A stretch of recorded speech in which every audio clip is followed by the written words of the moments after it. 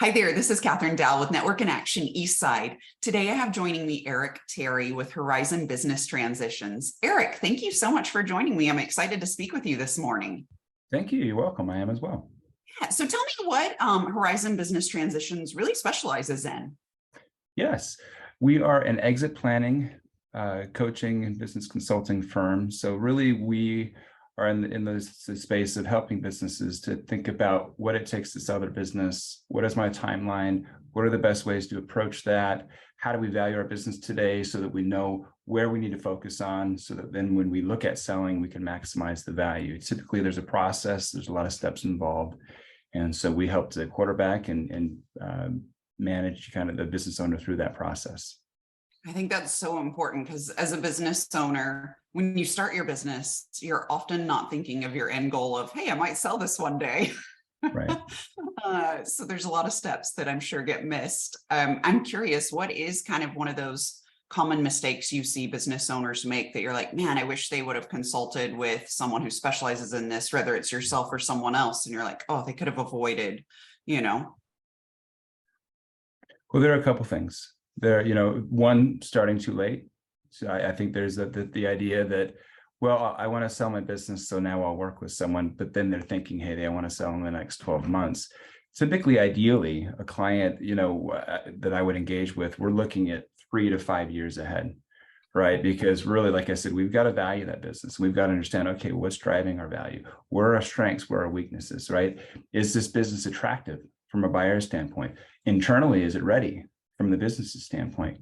What do we need to do to help, really strengthen the business, put in those key elements? One of the biggest things is often the idea that I think most business owners are surprised by is how do we remove the owner from the equation, right? How do we add a layer between them and the business so that when a buyer comes in, they don't have to replicate that owner, right? Because that owner started the business, they know it inside and out. But a buyer is going to come in and they want something that's a well-oiled machine. They want to be able to come in and not have to become suddenly the expert. And so creating something from an outside perspective that's very attractive takes time, right? Whether it's looking at creating a stronger management system or shoring up contracts, if we've got customer concentration, tightening up the financials. A lot of that stuff takes time. Yeah, no, that was such a valid point that you said, like the starting too late. Even myself as a business owner, I'm like, oh gosh, I never thought, 3 to 5 years out is kind of when you really want to start to think about those things. So that's a really great tip. Something I'd be interested to get your thoughts on, kind of based on what you just said, is I know right now the time period we're in, branding oneself and creating a business around oneself seems to be a very common, you can maybe call it a trend, something that's occurring. But in my mind, I always think, oh, that's tough to sell because once that person's gone, where's the brand? So I'd love to get your kind of insight on that for people. Yeah.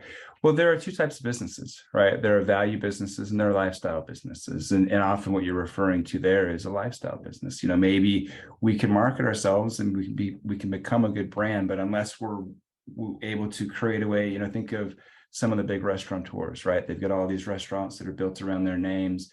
But in the end, over time, those restaurants kind of take on a life of their own. And maybe the name is kind of what helped to build that.